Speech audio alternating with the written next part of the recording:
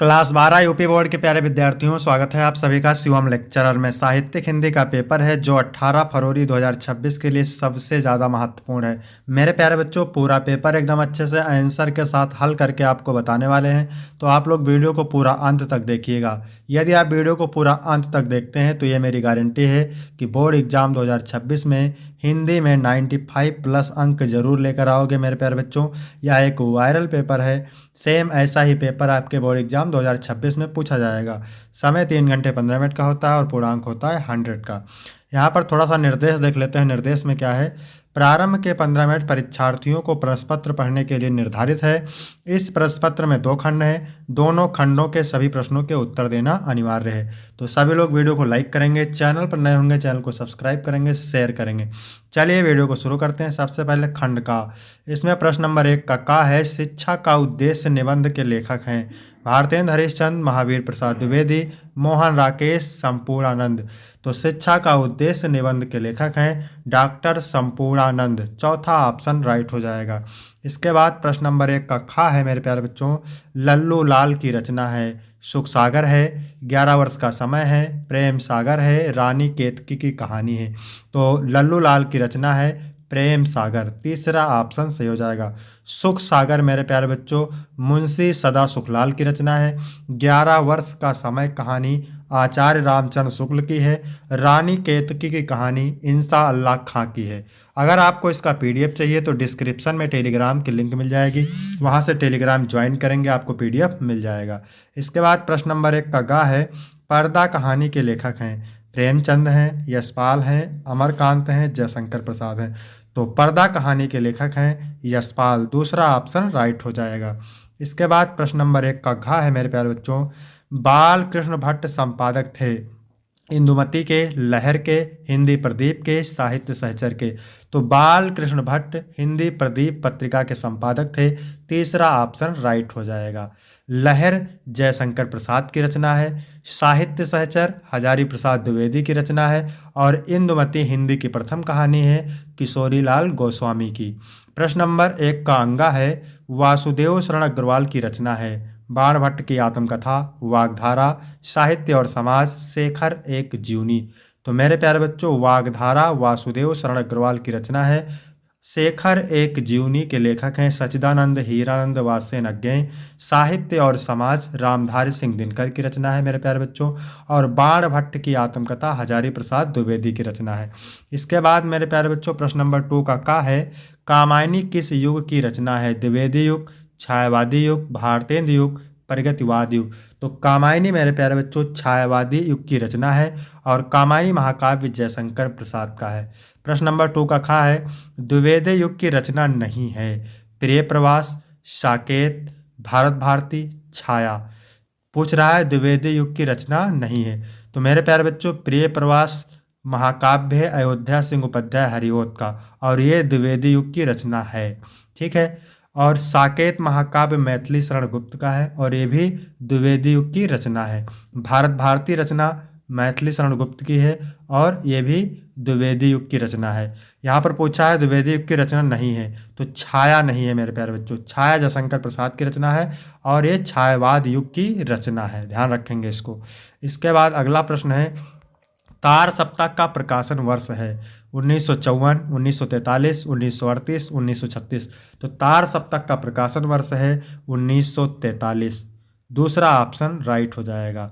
अगर पूछ ले दूसरा सप्तक का प्रकाशन वर्ष तो बताना है 1951, तीसरा सप्तक का प्रकाशन वर्ष 1962 और चौथा सप्तक का प्रकाशन वर्ष 1979।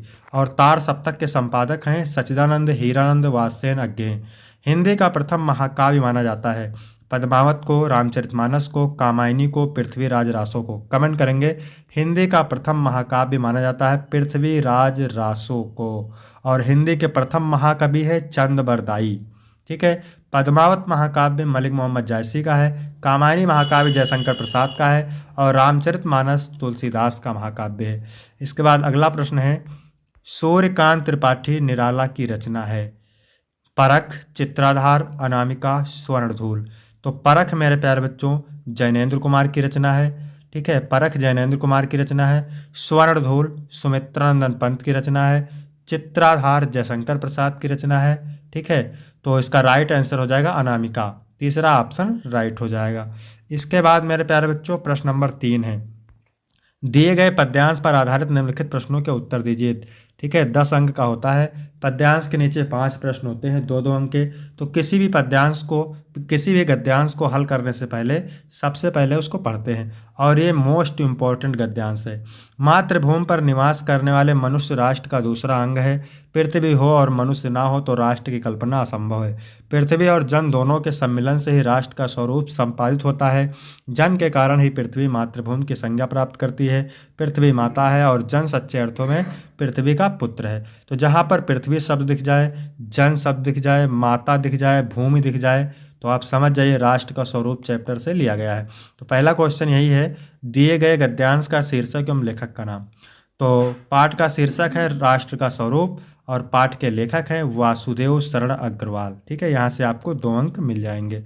इसके बाद है दूसरा क्वेश्चन, राष्ट्र की कल्पना कब असंभव है। तो पृथ्वी हो और मनुष्य ना हो तो राष्ट्र की कल्पना असंभव है। इसका भी उत्तर आपको आसानी से मिल जाएगा। पृथ्वी और जन दोनों मिलकर क्या करते हैं। तो पृथ्वी और जन दोनों मिलकर राष्ट्र का निर्माण करते हैं। इसके बाद अगला प्रश्न है, पृथ्वी कब मातृभूमि की संज्ञा प्राप्त करती है। तो पृथ्वी मातृभूमि की संज्ञा जन यानी मनुष्य के कारण ही प्राप्त करती है। इसके बाद है रेखांकित अंश की व्याख्या। तो व्याख्या किसकी करना है, जिसकी रेखा खींची हुई है, यानी पृथ्वी माता है और जन सच्चे अर्थों में पृथ्वी का पुत्र है, इसकी करना है व्याख्या। तो चलिए देखते हैं व्याख्या कैसे लिखना है। जिस प्रकार माता हमें जन्म देती है, पालन पोषण करती है, हमें प्यार करती है, उसी प्रकार पृथ्वी हमें अन्न देती है। इसके धूल में हम खेल कर बड़े होते हैं, इसके हवा में हम सांस लेते हैं। पृथ्वी एक माता के ही समान हमारा पालन पोषण करती है, अतः पृथ्वी एक माता के समान है और मनुष्य सच्चे अर्थों में पृथ्वी का पुत्र है। फिर यहाँ पे अथवा करके दिया है, तो ये करना रहता है मेरे प्यारे बच्चों, लेकिन ये भी मोस्ट इम्पॉर्टेंट है। अशोक का फूल उसी मस्ती में हंस रहा है। देखिए अशोक शब्द आ गया। पुराने चित्र से देखने वाला उदास होता है, वह अपने को पंडित समझता है। पंडिताई भी एक बोझ है, जितनी ही भारी होती है उतनी ही तेजी से डुबोती है। जब वह मनुष्य का अंग बन जाती है तो सहज हो जाती है, तो वह बोझ नहीं रहती। वह उस अवस्था में उदास भी नहीं करती।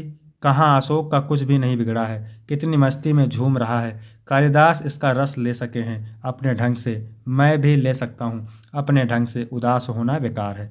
तो यहाँ पर देखिए पहला क्वेश्चन क्या पूछ रहा है, उपयुक्त गद्यांश के पाठ और लेखक का नाम। तो पाठ का नाम है अशोक के फूल और लेखक का नाम है हजारी प्रसाद द्विवेदी। इसके बाद दूसरा क्वेश्चन है, अशोक को देखकर कौन उदास होता है। तो अशोक को पुराने चित्त से देखने वाला उदास होता है, आपने अभी पढ़ा था। इसके बाद तीसरा क्वेश्चन है, उपयुक्त गद्यांश के माध्यम से लेखक विद्वता के बारे में जन सामान्य को क्या संदेश देना चाहते हैं। तो उपयुक्त गद्यांश के माध्यम से लेखक संदेश देना चाहता है कि विद्वता को सहज और जीवन का अंग होना चाहिए, जिससे वह व्यक्ति को उत्थान की ओर प्रेरित करेगी। इसके बाद अगला क्वेश्चन है, प्रस्तुत गद्यांश का आशय स्पष्ट कीजिए। तो प्रस्तुत गद्यांश का आशय है कि व्यक्ति को अपने उत्थान से उत्साहित और पतन से निरुत्साहित नहीं होना चाहिए, प्रत्येक स्थिति में समभाव से रहना चाहिए। फिर है रेखांकित अंश की व्याख्या। तो व्याख्या किसकी करना है, जिसकी रेखा खींची हुई है, यानी पंडिताई भी एक बोझ है, जितनी ही भारी होती है उतनी ही तेजी से डुबोती है। तो चलिए देखते हैं इसकी व्याख्या कैसे करना है। हेडिंग डालना है रेखांकित अंश की व्याख्या। पांडित अर्थात विद्वता भी एक भार है, यह जितनी भारी होती है उतनी ही तेजी से मनुष्य को डुबोती है। विद्वता अहंकार को उत्पन्न करती है और अहंकार मनुष्य के विनाश का कारण होता है। जो जितना बड़ा विद्वान होता है वह उतना ही बड़ा अहंकारी भी होता है। रावण का उदाहरण हमारे समक्ष है। उस जैसा विद्वान धरती पर शायद ही पैदा हुआ हो, लेकिन उसके अहंकार ने उसका सर्वनाश कर दिया। इसके बाद 4 नंबर प्रश्न है, क्या कह रहा है, दिए गए पद्यांश पर आधारित निम्नलिखित प्रश्नों के उत्तर दीजिए। तो ये भी 10 अंक का होता है। तो चलिए पढ़ते हैं इसको।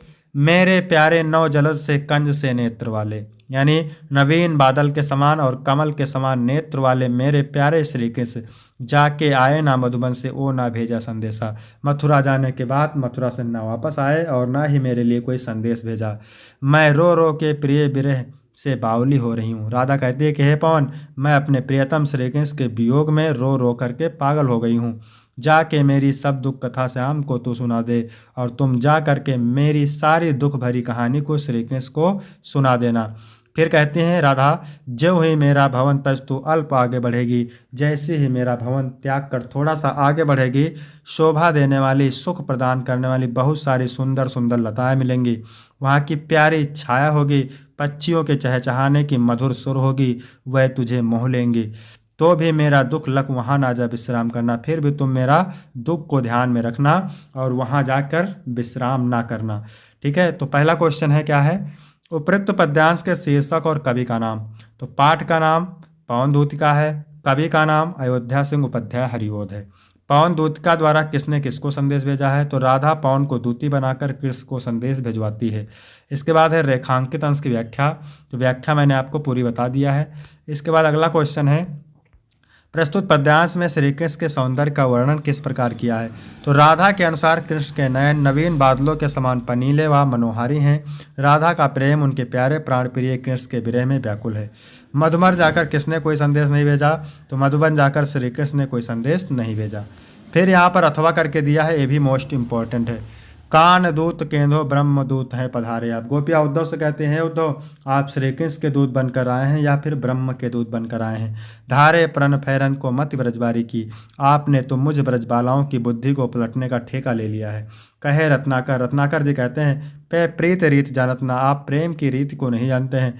ठानत अनित आन रीत ले अनाड़ी की, आप अनाड़ियों की तरह व्यवहार कर रहे हैं। मान्यो हमने माना कि श्री कृष्ण और ब्रह्म एक ही है, तो हूँ हमें भावत ना भावना अन्यारी की, फिर भी हमें श्री कृष्ण से अन्यत्र भावना अच्छी नहीं लगती। जय है बन बिगर ना बारिता बरिद की, बूंदता बिलई है बूंद विवश विचारी की। यानी अगर समुद्र में एक बूंद को मिला दिया जाए, समुद्र का कुछ बनता बिगड़ता नहीं है, लेकिन उस बेचारी बूंद का अस्तित्व ही समाप्त हो जाता है। तो पहला क्वेश्चन है, प्रस्तुत पद्यांश पाठ और कवि का नाम लिखिए। तो पाठ का नाम उद्धव प्रसंग, कवि का नाम जगन्नाथ दास रत्नाकर। इसके बाद अगला क्वेश्चन है, गोपियों ने किसे और क्यों अनारी कहा है। तो गोपियों ने कान्हा को अनारी कहा है क्योंकि वह उनकी प्रेम भावना और उस निस्वार्थ प्रेम को नहीं समझ पाई। गोपियों का मानना था कि कान्हा ने उन्हें धोखा दिया है, इसलिए वे उन्हें अनाड़ी मानती हैं। अनीति और भावत शब्दों का अर्थ लिखिए। तो अनीत का अर्थ है अन्याय गलत तरीके से, भावत का अर्थ है प्रेम करना या मानना। इसके बाद अगला क्वेश्चन है, कान दूत केंदो ब्रह्मदूत पधारे आप पंक्ति में कौन सा अलंकार है। तो कान दूत केंदो ब्रह्मदूत पधारे आप पंक्ति में अनुप्रास अलंकार प्रयुक्त है, जिसमें दूत और पधारे शब्दों का समान ध्वनि का प्रयोग किया गया है। फिर है रेखांकित अंश की व्याख्या, तो मैंने पूरी आपको बता दिया। इसके बाद 5 का नंबर है, निम्नलिखित में से किसी एक लेखक का साहित्यिक परिचय देते हुए उनकी कृतियों का उल्लेख कीजिए। 5 अंक का है और शब्द सीमा अधिकतम 80 शब्द है। वासुदेव शरण अग्रवाल, हजारी प्रसाद द्विवेदी और हरिशंकर प्रसाई मोस्ट इंपॉर्टेंट है। इसके बाद अगला प्रश्न है, निम्नलिखित में से किसी एक कवि का साहित्यिक परिचय देते हुए उनकी प्रमुख कृतियों का उल्लेख कीजिए। तो लगभग 80 शब्द में है और 5 अंक का है। अयोध्या सिंह उपाध्याय हरिओध, सुमित्रानंद पंत और रामधारी सिंह दिनकर। इसके बाद 6 नंबर क्वेश्चन है, पंचलाइट अथवा लाठी कहानी का सारांश लिखिए अथवा ध्रुव यात्रा अथवा लाठी कहानी के उद्देश्य पर प्रकाश डालिए। तो शब्द सीमा 80 शब्द है और 5 अंक का है। इसके बाद 7 नंबर क्वेश्चन है, 100 पठित खंड काव्य के आधार पर किसी एक खंड के एक प्रश्न का उत्तर दीजिए। शब्द सीमा 80 शब्द है और 5 अंक का है। ये अलग अलग जिले के लिए अलग अलग खंड काव्य है, तो इसको आप तैयार करेंगे। इसके बाद है खंड खा। प्रश्न नंबर 8 का है, दिए गए संस्कृत गद्यांशों में से किसी एक का संदर्भ सहित हिंदी में अनुवाद कीजिए। तो 7 अंक का होता है, 2 अंक संदर्भ के लिए मिलते हैं और 5 अनुवाद के लिए। तो चलिए इसका अनुवाद देखते हैं, मोस्ट इंपॉर्टेंट है। संस्कृत साहित्य के आदि कवि वाल्मीकि, महर्षि व्यास, कवि कुलगुरु कालिदास, अन्य भास भारवी भवभूत आदि महाकवि अपने ग्रंथ से आज भी पाठकों के हृदय में विराजमान है। यह भाषा हमारी माता के समान सम्माननीय और वंदनीय है, क्योंकि भारत माता की स्वतंत्रता, गौरव, अखंडता, संस्कृत की एकता संस्कृत से ही सुरक्षित रखी जाती है। यह संस्कृत भाषा सभी भाषाओं में प्राचीन और श्रेष्ठ है, इसलिए ठीक ही कहा गया है, भाषाओं में मुख्य, मधुर और अलौकिक संस्कृत भाषा है। इसके बाद यहाँ पर संदर्भ देख सकते हैं कैसे लिखना है। प्रस्तुत गद्यांश हमारी पाठ्यपुस्तक संस्कृत के संस्कृत भाषा महत्तम नामक पाठ से अवतरित है। फिर अथवा करके दिया है, ये भी मोस्ट इंपॉर्टेंट है। ठीक है, तब किसी द्वारपाल ने आकर के महाराज भोज से कहा, देव लंगोटी मात्र पहने हुए एक विद्वान द्वार पर खड़ा है। राजा ने कहा, उसे अंदर लाओ। तब अंदर आकर के उस कवि ने महाराज भोज की ओर देख करके कहा, आज मेरी दरिद्रता का नाश हो जाएगा। ऐसा मान करके संतुष्ट होकर के खुशी के आंसू बहाए। राजा ने उनकी ओर देख करके कहा, कवि तुम क्यों रोते हो। तब कवि ने कहा, राजन मेरे घर की दशा को सुनिए। संदर्भ लिखेंगे प्रस्तुत गद्यांश हमारी पाठ्यपुस्तक संस्कृत के भोजस्य उदाहरण नामक पाठ से अवतरित है। इसके बाद खा नंबर है इसका, दिए गए श्लोकों में से किसी एक का संदर्भ सहित हिंदी में अनुवाद कीजिए। यानी भाषाओं में मुख्य मधुर और अलौकिक संस्कृत भाषा है, उससे अधिक मधुर उसका काव्य है और उससे भी अधिक मधुर उसके सुंदर वचन हैं। संदर्भ लिखेंगे प्रस्तुत श्लोक हमारी पाठ्यपुस्तक संस्कृत के सुभाषित रत्नान नामक पाठ से अवतरित है। फिर यहाँ अथवा करके दिया है, ये भी मोस्ट इंपॉर्टेंट है। ठीक है, मत्ता गजेंद्रा हाथी मस्त हो रहे हैं, मुजता गवेंद्रा साढ़ प्रसन्न हो रहे हैं, वनेश विक्रांतरा मृगेंद्रा और वनों में शेर अधिक पराक्रमी हो रहे हैं, रम्या नगेंद्रा पर्वत सुंदर हैं, निर्वता नरेंद्रा राजा शांत हैं, परकीर्तो वारिदिर सुरेंद्रा और इंद्र बादलों से खेल रहे हैं। संदर्भ लिखेंगे प्रस्तुत गद्यांश हमारी पाठ्यपुस्तक संस्कृत के ऋतुवर्णम नामक पाठ के वर्षा खंड से अवतरित है।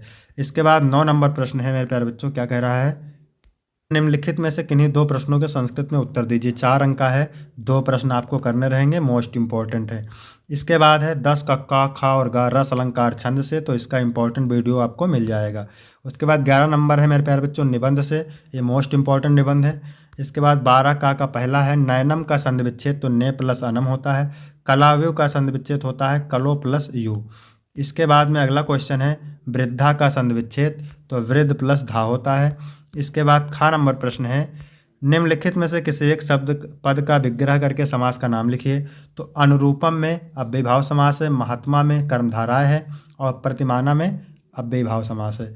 इसके बाद 13 नंबर प्रश्न है बैंक में खाता खोलने के लिए बैंक प्रबंधक को प्रार्थना पत्र लिखिए अथवा अपनी गली मोहल्ले की नालियों की समुचित सफाई के लिए नगर निगम के स्वास्थ्य अधिकारी को पत्र लिखिए। इसके बाद 14 का पहला है निम्नलिखित में से किसी एक शब्द के धातु एवं प्रत्ययों का योग स्पष्ट कीजिए। तो गुरुत्व में गुरु शब्द है और तो प्रत्यय है। फिर निम्नलिखित में से किसी एक शब्द का प्रत्यय लिखना है। तो यहाँ पर है गुरुत्व, यहाँ पर है गुरुत्व तो गुरु शब्द है तो प्रत्यय है। फिर है बलवती, बल शब्द है मतु प्रत्यय है, बुद्धिमती बुद्धि शब्द है और मतु प्रत्यय है। इसके बाद अगला प्रश्न है रेखांकित पदों में से किसी एक पद में प्रयुक्त विभक्ति तथा संबंधित नियम का उल्लेख कीजिए। आकाशे छात्रे समम स्नाति तो इसमें तृतीया विभक्ति है, श्री गणेश नमः चतुर्थी विभक्ति है। तो वीडियो कैसा लगा, वीडियो अच्छा लगा हो तो वीडियो को लाइक करेंगे, चैनल को सब्सक्राइब करेंगे। फिर मिलते हैं आपको अगली वीडियो में, तब तक के लिए जय हिंद जय भारत।